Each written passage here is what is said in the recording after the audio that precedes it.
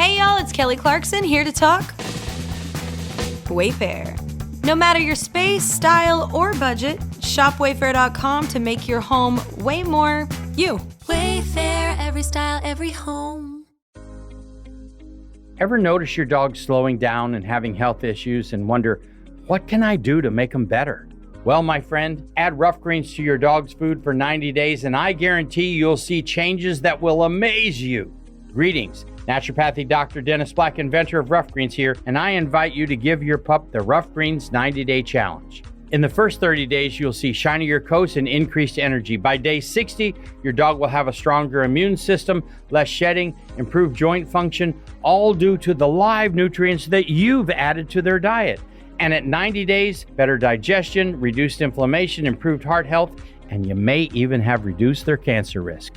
Fetch your dog a free Jumpstart trial bag today. Go to roughgreens.com. Use promo code 90day. That's ruffgreens.com. Use promo code 90day. You just cover the shipping. You don't have to change your dog's food to improve your dog's health. Just add a scoop of Rough Greens.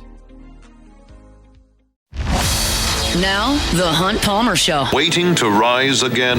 You're listening to The Hunt Palmer Show. Brought to you by Corks, Cajun Fried Fish and Shrimp on 104.5 ESPN Baton Rouge. This is the moment you've all been waiting for. Locking down the middle of the day. Live from the Mercedes-Benz of Baton Rouge studio. This is Hunt Palmer.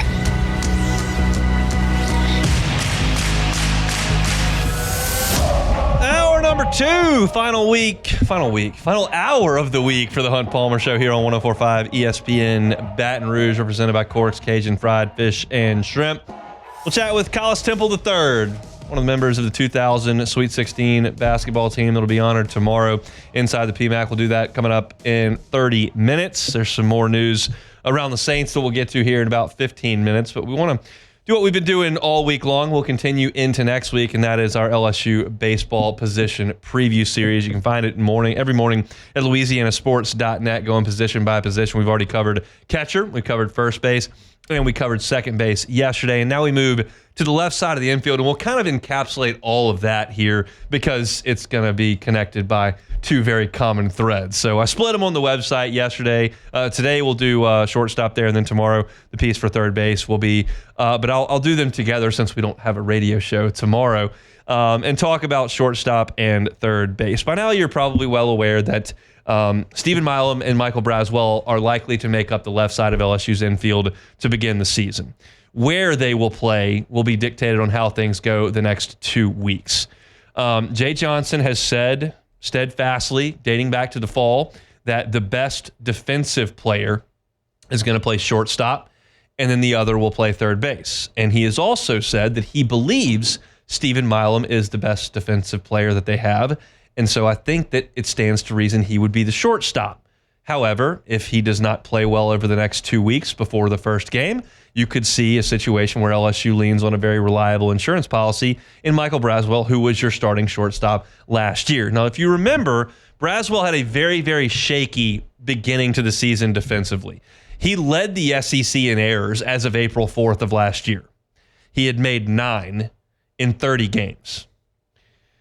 But he did play well down the stretch. In the last 26 games of the season, he only made 2 errors. So he was a lot better once he got more comfortable over there at shortstop. He also turned a corner offensively. Remember, he was not a very good offensive player at South Carolina. In 2 seasons at South Carolina, he had 24 total extra base hits. 24 extra base hits in 2 years at South Carolina. 12 a year, not very much. He had 19 extra base hits last season. So a big uptick in some more thunderous swings from Braswell, especially big swing in the regional against North Carolina with a home run. Had a big swing against South Carolina's former team in the SEC tournament. He was an all-tournament team player in the SEC tournament and in the regional last year. It was weird because he, in both events, went 8 for 22. So he was 8 for 21. Sorry, he was 8 for 21 in the SEC tournament and 8 for 21 in the regional. So 16 for 42. That's 381 he hit in postseason play last year. And he was an all-tournament team in both. Really solid close to the season for Braswell. But there's a reason why the starting shortstop at LSU was not drafted high enough to pursue professional baseball last year. He doesn't run super well. He doesn't have a ton of power. He doesn't have a huge arm or exciting range at shortstop. He's just a very solid college baseball player. And that's a good thing to have on your roster. It's a good thing to be able to fall back on. Stephen Milam's got a little bit more upside there, and they're going to look at him at shortstop potentially. Of course, last year, Milam did not start the opener at second base. Josh Pearson did, but he started the second game of the season and really took over that role and played great as a true freshman. He hit 326. He hit 8 home runs. 5 of those 8 home runs were in the last 15 games of the season. He also was playing with a small stress fracture in his foot at that point, so it was a gutty effort, and it was a really good effort from Stephen Milam at second base last year. Those two guys will make up the left side. You're not going to have an elite defender at shortstop on this LSU team, if you ask me. Braswell is limited as far as his range and quickness goes. Milam is limited as far as his arm goes.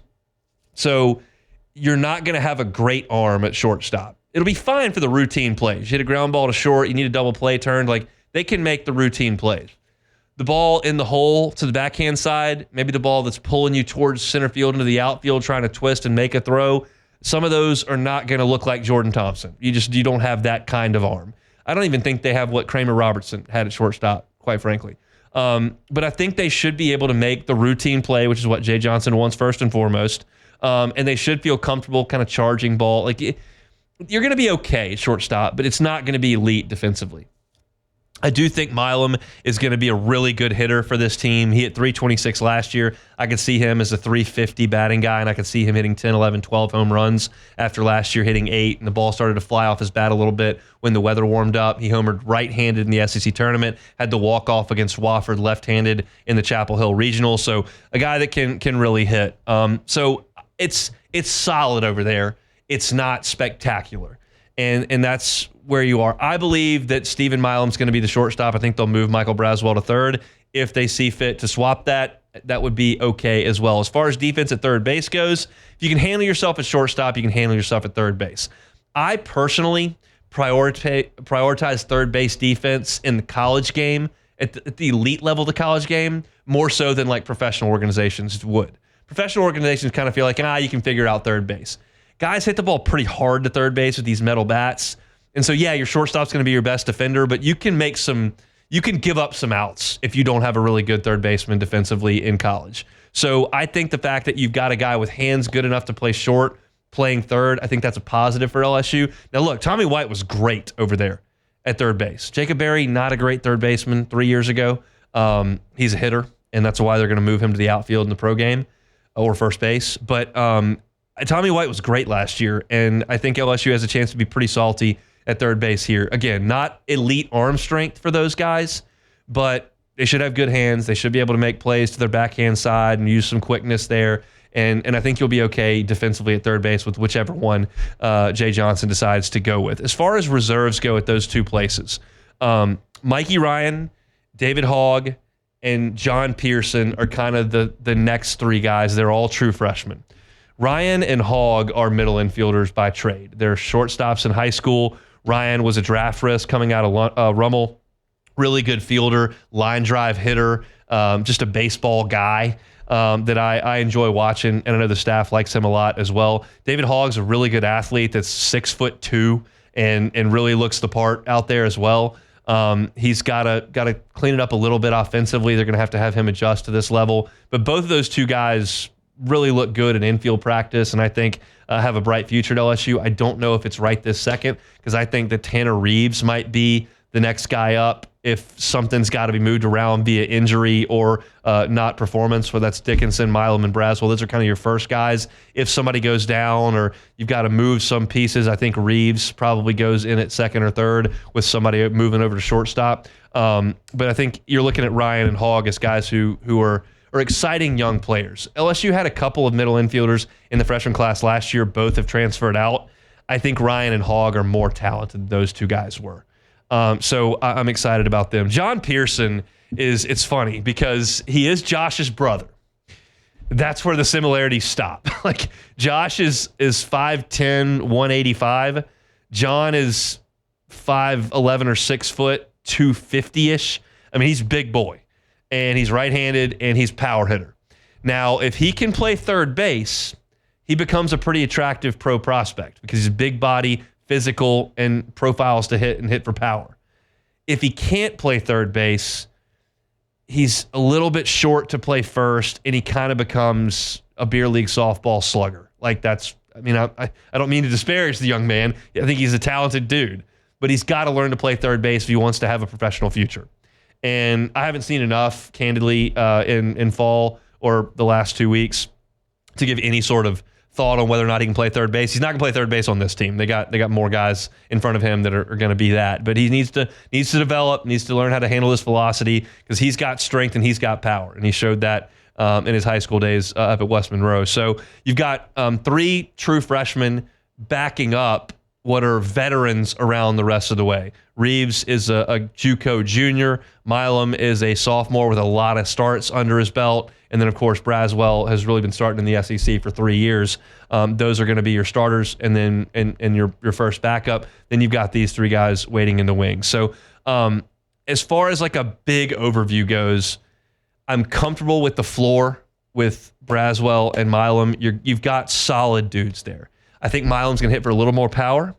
I don't think any of them are elite defenders at shortstop because the arm strength's a bit of an issue. But I think you've kind of shored up third base defense. Not that Tommy White was bad. The opposite, he's great. But I think there are going to be some SEC teams that may put a mediocre third baseman out there defensively, and I think that hurts you bad. I don't think LSU's going to do that. Braswell and Milam can absolutely play that position. I saw Braswell on Sunday of last week make a really nice play, moving to his left range and made a nice strong throw across. So I think he's going to be your third baseman. I think that's going to go just fine. It's a deal where you have Tommy White at third where you're missing massive power, 20 home run power, but you got to make up for it. This is the Jay Johnson like Moneyball thing. You don't have a Tommy White replacement to plug in at third. That doesn't exist. So what do? Well, you put Dickinson at second, where Milam hit 8 home runs, and you hope that he hits 16. And then at catcher, you had Milazzo, who hit 0. Well, what if Arambidi and Hernandez combined to hit between the 2 of them at catcher? With New Year's resolutions, many of us will make a vow to eat healthier, and that's a good thing. But what about our beloved pets and their nutrition? Greetings, I'm naturopathic Dr. Dennis Black, and here at Meow Greens, we're on a mission to provide better nutrition for all cats because truthfully, all cat food is dead food, which is why we created Meow Greens in the first place. We bring their dead food back to life with live vitamins, minerals, probiotics, enzymes, omega oils, antioxidants, and so much more, all with a tasty formula that your cat will love. You can improve your cat's coat, digestion, and energy, and have less vet bills. Let 2025 bring a new year and a new pet. Get a Jumpstart trial bag, normally $20. Get a 100% discount with promo code MEOW. You just cover the shipping. Bring your pet's food back to life. Get your free Jumpstart trial bag. Go to meowgreens.com. Use promo code MEOW, MEOW. So good your cat will ask for it by name. A strong host game needs a strong wing game. Add Popeye's wings to your game day spread, and the crew won't just be cheering, they'll be salivating. With 8 bold, crispy Louisiana flavors to satisfy everyone's taste buds, our wing game is strong enough to always get you the W. At $5.99 for a 6-piece, order bone-in or boneless for your next watch party. Someone just wrapped up the title of Most Valuable Host. Have that chicken from Popeyes. At participating U.S. restaurants, price may vary, tax extra. 23. Well, now all of a sudden you've made up for it. So that's ambitious probably to think Hernandez and Arambidi could hit 23 combined, but maybe they hit 19. Maybe they hit 17. Well, that's 17 more than Milazzo hit. He hit none. So you start to kind of mix and match, and as they say in the movie Moneyball, we're going to recreate him in the aggregate. You can't recreate Tommy White, and you're certainly not at third base with Michael Braswell or Stephen Milam playing there.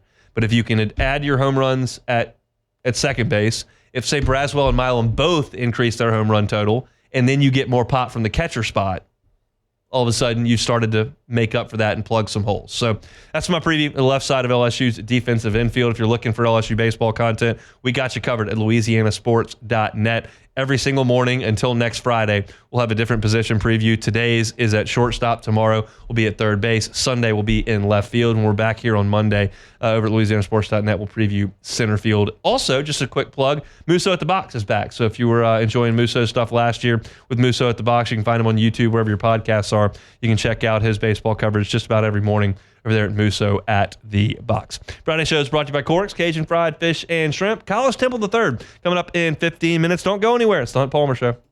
The Hunt Palmer Show. One Bath and Closets. OneBathAndClosets.com is the website. David Duvall and his team, 30 years redesigning and remodeling bathrooms and closets. The website is a great resource over at OneBathAndClosets.com. You can see the great pictures of their work. You can see the testimonials from satisfied clients. I know a lot of y'all saw them out at that expo over the weekend where they were kind of debuting some of the great work that they can do. You can check it out all at OneBathAndClosets.com. And if you go to OneBathAndClosets.com, you can get the free consultation with David Duvall and start your process. It doesn't cost you anything to have David come out and say, hey, this is kind of what I think. What do you think? He'll have that discussion with you. You can talk about timeline. You can talk about pricing. And you can start on your new bathroom or new closet. If you're concerned right off the bat, don't know about paying for that. Well, that's reasonable. But how about financing? You can do 0% up to 18 months if you qualify. Dave's been at this for better than 30 years. He can help you with a brand new bathroom, brand new closet. It's One Bath and Closets. Check them out online. OneBathAndClosets.com. This is the Hunt Palmer Show, brought to you by Corks, Cajun Fried Fish and Shrimp.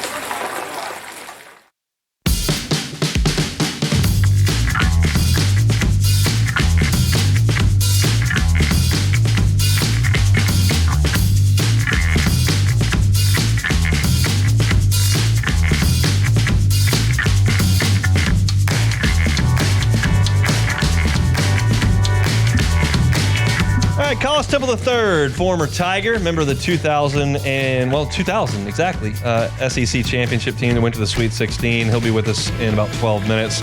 He'll be honored in the PMAC tomorrow as LSU takes on Texas, ironically, team that LSU beat in the NCAA tournament that year. So excited for that conversation coming up here in just a few minutes. Ross Jackson at LouisianaSports.net's got a news piece up on the homepage.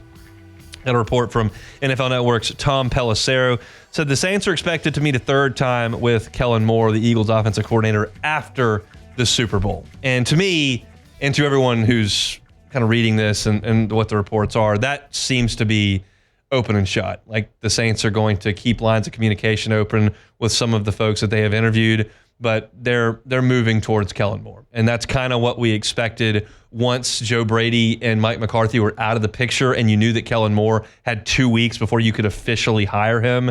That like if it drew out, that's where things were headed. And there were reports from Diana Rossini yesterday that were like, he may not be completely in, but if they decide to make a quarterback change, maybe he can get on board with that. And then I gave you my opening kind of dialogue on the show today that was suggesting like maybe this is the best thing. Maybe this is the cold water in the face that the entire Saints brass needed to hear everyone tell them we're not going to do things your way, we're not interested.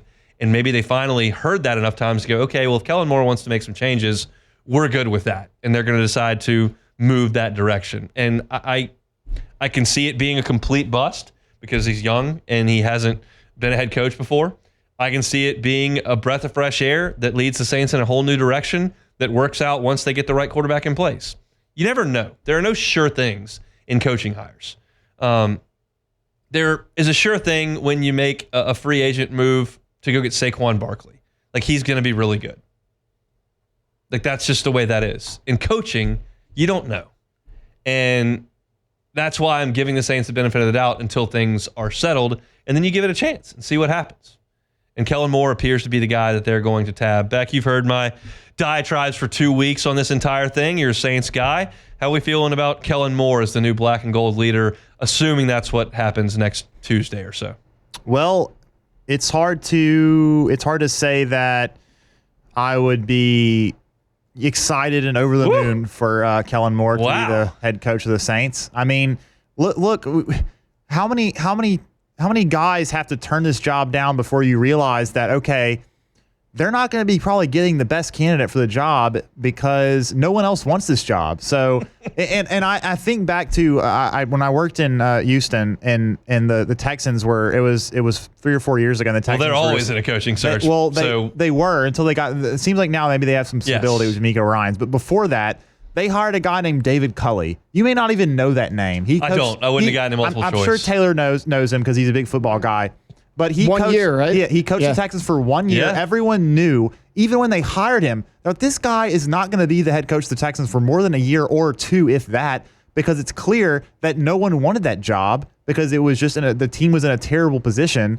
And so they just went out and hired some random guy because they couldn't get anyone else. Random guy. Now, I'm not they saying, found him at the Galleria. They're like, hey, man, I mean, he put that shopping bag down. You go look at where he was before that. They pretty much did hire him. He did. It pretty much was. Now, of course, it's a different situation. He was at Papa's Steakhouse. He was ordering a cheesecake. Yeah. They're like, hey, you want to come coach the Texans? I think he was. He might have been, honestly. Yeah, honestly, he might have been. But this is not a one-to-one comparison, but I just think that when you look at what happened with all the different guys that were candidates and they just pretty much took their name out the hat, this just doesn't exactly excite me very much. Not to say that Kellen Moore couldn't end up being a very good coach. I mean, and people are going to look back at 2004 or whenever Sean Payton came in, and nobody really talked about Sean. Nobody thought Sean Payton was going to come in here and be a great coach. Of course, he ends up getting one of the best quarterbacks of all time, but we'll see. I mean, I'm not gonna say that I'm not happy or glad that the Saints are getting a new head coach, but you're not excited. Not excited. Taylor, you watched him call plays for 4 years.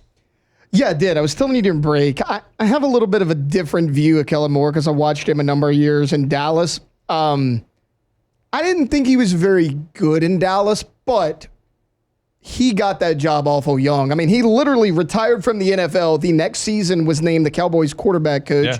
2 years after that, I mean, he's 30 years old and he's the offensive coordinator. When they gave play calling duties back to Mike McCarthy, I thought the offense improved a little bit. When he was gone, right? When Moore After he was gone, yes. But again, that was his first coordinator opportunity. He was super, super young. The Cowboys did lead the NFL in touchdowns 1 year that Kellen Moore was They did. It was actually his first year. The second year, he got worse, and then that's when he moved on. They brought in Mike McCarthy, and then, he was okay with the Chargers. The problem was he was coaching under Brandon Staley, and they had nothing on that team. They had a young Justin Herbert, absolutely nothing around him. And then he's done a really good job at the Eagles, who also have a lot of talent. So mixed opinions with the Cowboys, bad with a bad Chargers team, really good with a lot of talent in Philly. So I'm kind of up in the air about this. I like the fact, because I feel like Dak Prescott and Jalen Hurts are very different. The Cowboys, while they did have a good running game, like Dak wants to throw the short passing game a lot. They had a lot of talent on the outside. The Eagles have been more run heavy in this year that they had Saquon, so why would you not be, even though they had talent on the outside? So I feel like the fact that he's made it work with two different guys, it feels very different to me than going to hire Eric Bieniemy from the Chiefs staff. You're like, well, cool. How much of that is Mahomes and how much of you are doing this? He's had really productive offenses at two different spots with different rosters, which I think is a feather in his cap. I do too. And like you were talking about with Saquon, like he had end of the road Ezekiel Elliott at the Cowboys. Yeah. He had a good Zeke Pollard for 1 year, but after that he fell apart. And then he had Austin Eckler at the Chargers. I mean, he had some good years, but they're not Saquon. Like to your point, he seems like he's doing a really good job of fitting his scheme to his players, which is something a lot of guys don't do. A lot of guys come in and they're like, this is my scheme. You're going to learn how to run it. Kellen Moore's adapted. No doubt. And I want to bring this point up because Charles Handegriff wrote a great column for LouisianaSports.net like 2 months ago when the Saints were in trouble, when Allen was getting fired, and basically said, like, there's a blueprint for this, and it's in Houston. And one of the things that when you look at the Texans, who were a disaster, Beck saying they're hiring a different coach every year, they were a disaster. But here's what the Texans did. They drafted Henry To'oTo'o and Will Anderson and C.J. Stroud and Derek Stingley and Kenyon Green and Christian Harris and Nico Collins. They went to the draft and they kept hitting on these draft picks. And you don't always get the Stingley and Will Anderson pick right at the top, but Nico Collins was a third-round pick, and they absolutely nailed it, and he's really good. Christian Harris, third-round pick. Damian Pierce from Florida, fourth-round pick. To'oTo'o in the fifth round. Like, they have overhauled that roster because they keep hitting on draft picks and they got the quarterback they needed. The Saints can't get the quarterback they needed right now. That's just not a fixable issue. But you've got to draft a little bit better, and that's the only way it's going to get better. So whether or not Kellen Moore is the guy or not, like if you can't hit on your draft picks a little bit better than this, it's not going to matter. Yeah. And the Texans figured it out. They did. And seeing what the blueprint is there, the Texans were able to do it. And they went, but the key to all of it is, and we're seeing this with the Commanders, is the quarterback. If you can get, that's tougher. If you, it is, but if you can even CJ Stroud is he has played well. He hasn't played the level Jaden Daniels played this year in his career. No one. Yes, but even with a guy, so CJ Stroud, I don't know if anyone would say he is a franchise quarterback. He's good so far. He could be a franchise. He could maybe become a franchise quarterback for the Texans, and maybe he will be. But so far he's been good. But it's been the player, the whole roster as a whole for the Texans has gotten a lot better in the last years through the draft. So I agree with you. That's gonna be the utmost importance for the Saints. And you could look at me and say, well, the Texans are in a terrible division. And I would go, that's true. The Saints also in a terrible division. Yes. So it's kind of apples to apples in that way. Look, maybe the best thing if you're talking about quarterback is to cut Derek Carr loose, eat the money, send Rattler out there, win 4 games, and pick a quarterback. That may be the best route forward. Even though this organization has never done that, we'll just have to see. So nothing set in stone, but it appears based on all the reporting that everyone in the NFL circles feels like Kellen Moore has said, okay, I'll take this gig after I go try to win a Super Bowl. Happens to be in New Orleans. So a quick transition from the press box where he's calling plays or sideline where he's calling plays right into to Airline Highway if he indeed makes that decision. All right, I'm really excited for this next conversation. Y'all come hang out with us. Collis Temple III, part of the 2000 SEC championship team that went to the Sweet 16. They'll be honored in the PMAC coming up tomorrow. We'll talk to CT3 coming up next. The Hunt Palmer Show. Highland Insurance Group, HighlandIG.com. Jonathan Carbo and his team, fantastic to work with on the insurance side. Look, I know that insurance is not the most fun thing to talk about. I did it for 7 years. I get it. But it's important. And oftentimes you have to have it. So why not get it right? If it's going to be expensive and you're going to have to pay for it anyway, you might as well get it right. And that's what the folks at the Highland Insurance Group prioritize. That's what they pride themselves on. They're experts in the coverage game. And that means they're going to audit your policy. They're going to make sure that your business is taken care of where all your risk lay. They're going to go ahead and look at you and say, hey, what's your risk appetite here? They'll mitigate against it. They'll make sure you're placed in the right market. They're an independent insurance broker, meaning they got access to dozens of markets. They can best fit your program where it needs to be. That's what they do at the Highland Insurance Group. If you're looking for a magic bullet in insurance that's going to save you 20% right off the top, this is not the phone call to make. If you want to make sure your insurance coverage is right so you can protect your business when that bad thing happens, the Highland Insurance Group needs to be on your list. Check them out online at HighlandIG.com. They're based right here in Baton Rouge. They can help you out statewide. It's the Highland Insurance Group, HighlandIG.com. You're listening to The Hunt Palmer Show, brought to you by Corks, Cajun Fried Fish and Shrimp.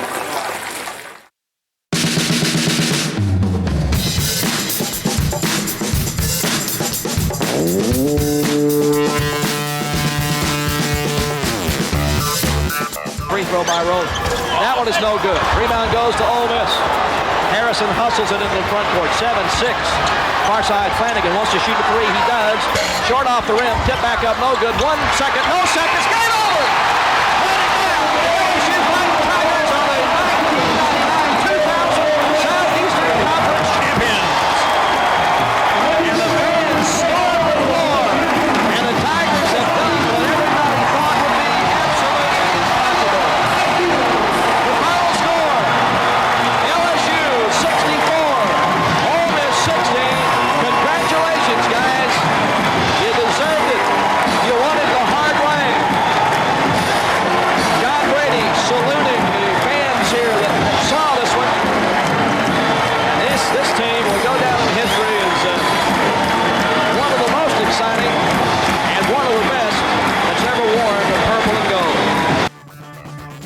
That's Jim Hawthorne on the call. 25 years ago, 2000, LSU won the Southeastern Conference. That team will be honored tomorrow inside the Assembly Center. You know the names by now: Stromile Swift, Jabari Smith, Brian Beshara, Taurus Bright, Lamont Rowland, Jermaine Williams, Collis Temple III.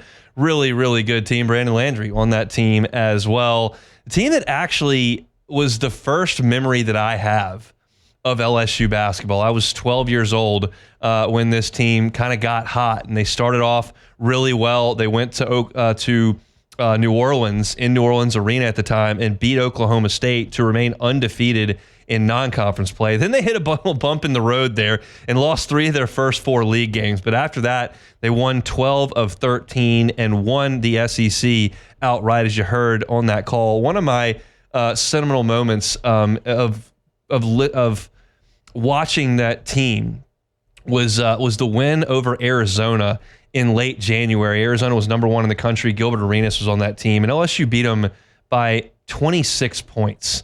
Gilbert Arenas and that team had no chance that day. Jabari Smith with the fake behind the back slam right before the half, and it was just an incredible team to watch. They were high flying, they were high scoring, they were really good on defense, and I have another core memory of that team. I was in school. I was in 6th grade, and they played Southeastern Missouri State in the NCAA tournament opener that year. And we had these big, colorful Mac computers in the back that we were allowed to go play educational games on during the course of the day.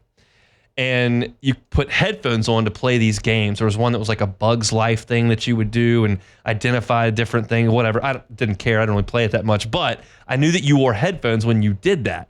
So I asked the teacher during what I knew was the second half of that game to go into the back and play this educational game at the computer. So as a 6th grader, I went back to the computer and I put my Discman between my legs and put it on 11:30 a.m. the Tiger in Shreveport and listened to the basketball game with the headphones and played the game on mute. So it looked like I was just playing the game and listening to the game.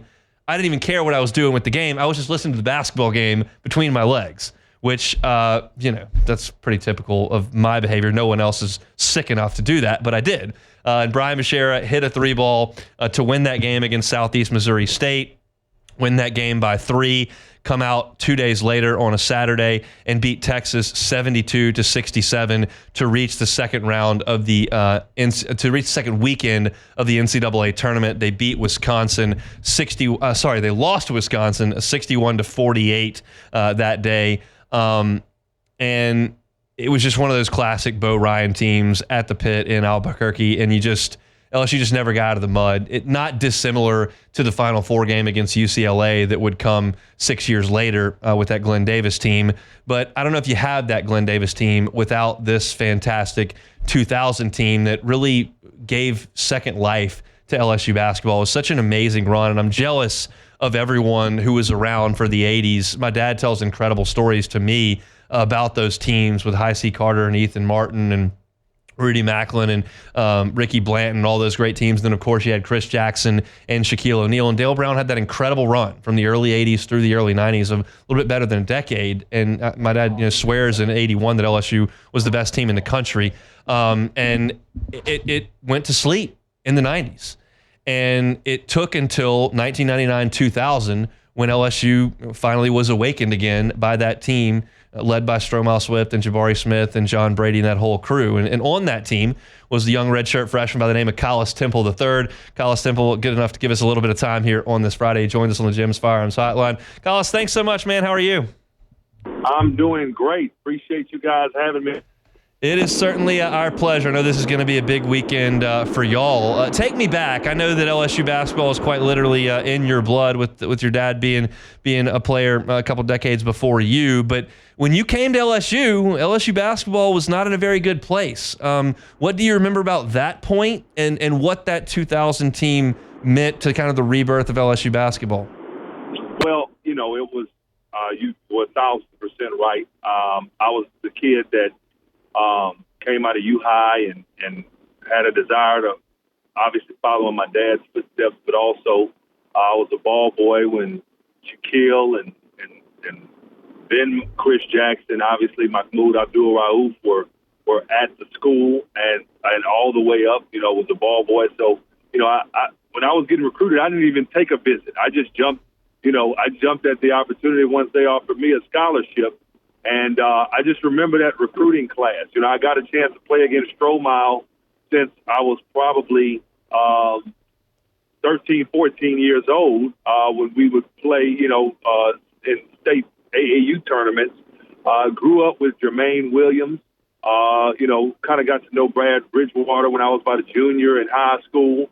And, we had a really, really, really good incoming team. And my freshman year, when Strohmile came in as a freshman and Jabari was a junior that year, we also had Maurice Carter was a senior on that team. And it was a good team, but just couldn't quite get over the hump. That was Coach Brady's second year there.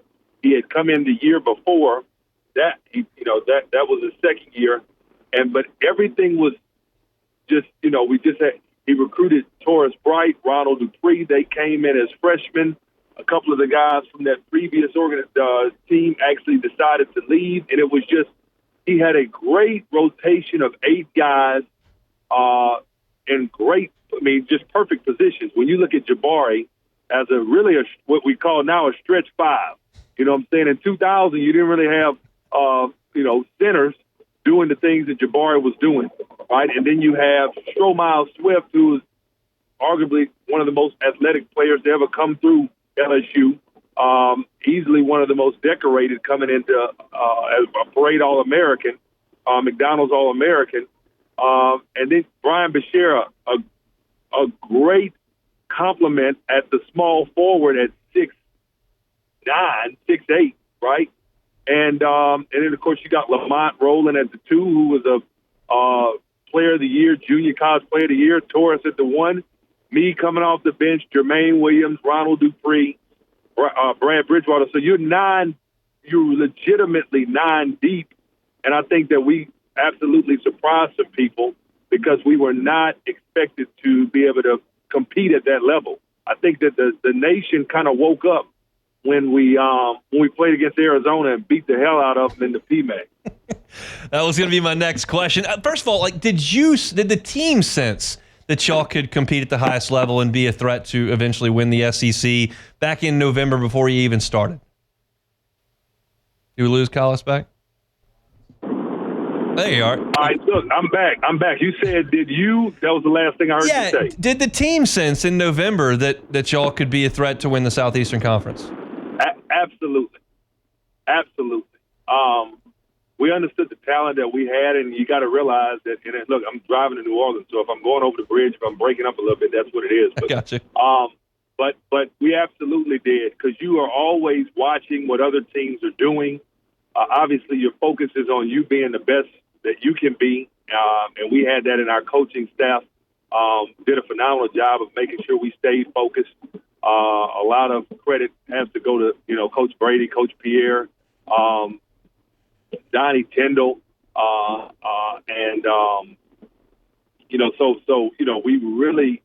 we were very clear about what we needed to do, but we understood who else was out there, and we knew in our mind what we had compared to what they had.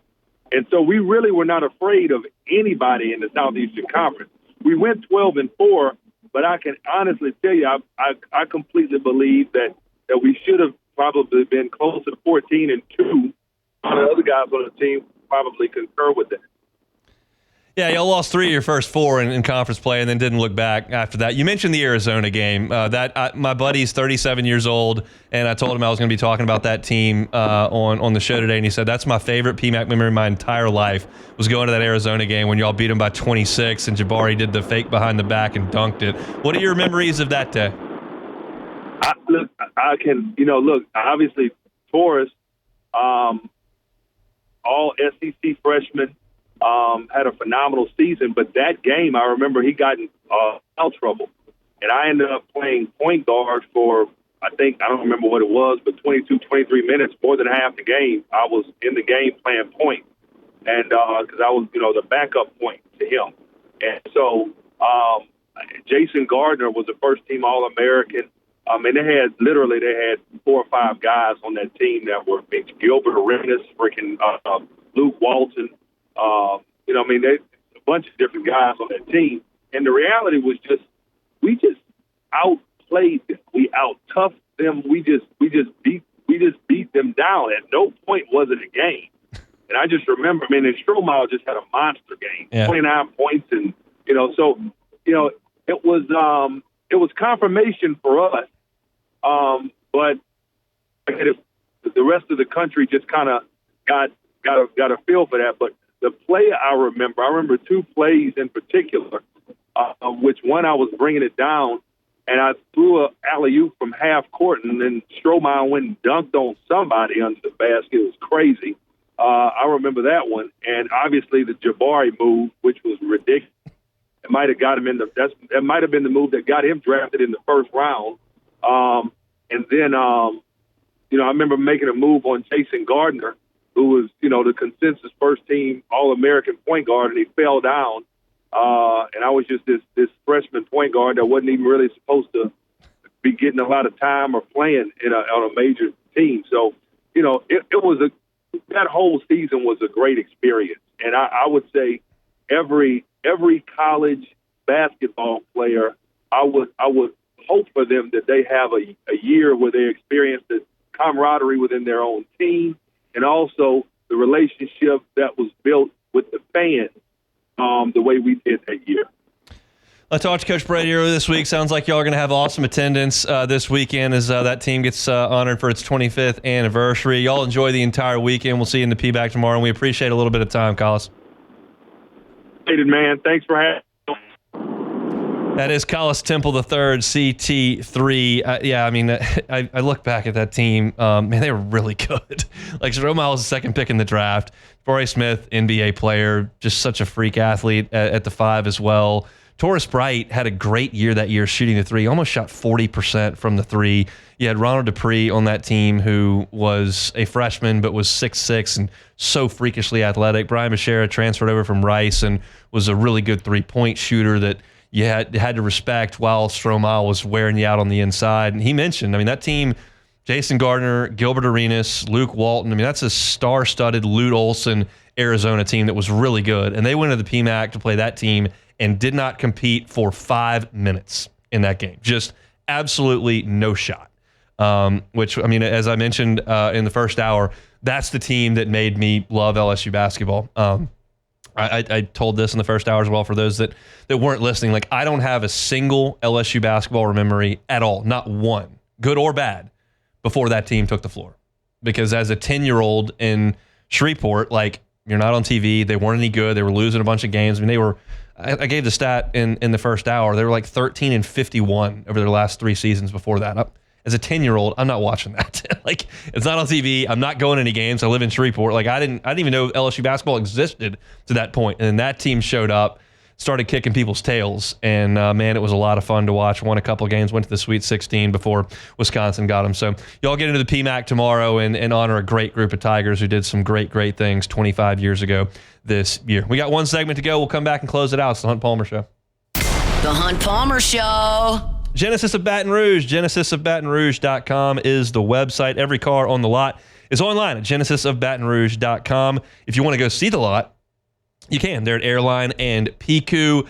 You may not have considered a Genesis if you're in the market for a car. When I say luxury car brand, you probably think of some others.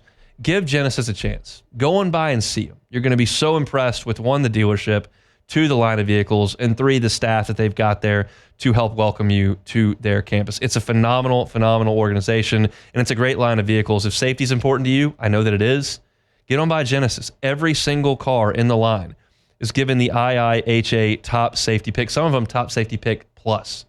It's Genesis of Baton Rouge. Go see them online or on Airline and Piku. It's Genesis of Baton Rouge, GenesisofBatonRouge.com. You're listening to The Hunt Palmer Show, brought to you by Quirks, Cajun fried fish and shrimp.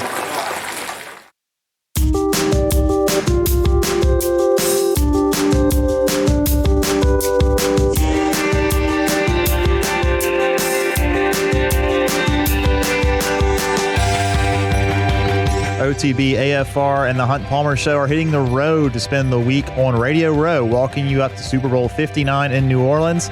Our coverage is presented locally by LeBear's Casino Hotel, Baton Rouge. You can listen on 104.5 ESPN Baton Rouge and watch on the 104.5 ESPN YouTube channel that will start on Monday. Fired up to get down to New Orleans all week on Radio Row for the Super Bowl. Should be a ton of fun. We'll be there starting Monday all week long, as Beck just said. We're short on time here, so let's get right to it. Beck, we got Take It or Leave It? Take it or leave it. Take it or leave it. Today's hottest stories in sports, news, and sometimes even Hunt's life. The question is, will he take them or leave them? Just take Alrighty. Turn this down real quick. All right, first one here, Taylor Swift and the Blippi Excavator song for 4 hours. Take it or leave it. You got to leave that. We're about to hop on the road to Shreveport with the family. I don't get a ton of say at times on what plays on the radio. When the 3-year-old in the back seat gets to say it's the Blippi Excavator song, gotta say, not my favorite song to listen to a number of times in a row. At times we switch it up to the Blippi Monster Truck song. I don't really want to hear any Blippi songs, but we may. And then Taylor Swift, you just never know when you're about to get into like a 90-minute straight Taylor Swift deal. And it's just a tough scene. You're between like Opelousas and Alexandria. We gotta get some Goo Goo Dolls in there, Hunt. I mean, we gotta get. One can hope. I'd really like to listen to the D1 Baseball SEC preview podcast. Do you think that's gonna happen? That might be asking for a bit much there. How's that different than Taylor Swift? Well, I don't think that anyone besides yourself will be interested in the D1 baseball.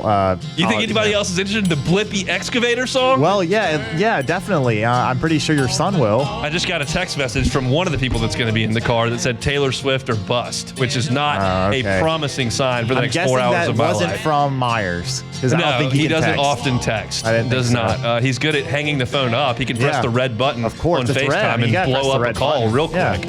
But let's hope that things go smoothly and that there's a little bit of Goo Goo Dolls, potentially some country jams involved. Maybe I'll listen to Paul and Matt on AFR. But I think that's probably going to get squashed. How about this though, Hunt?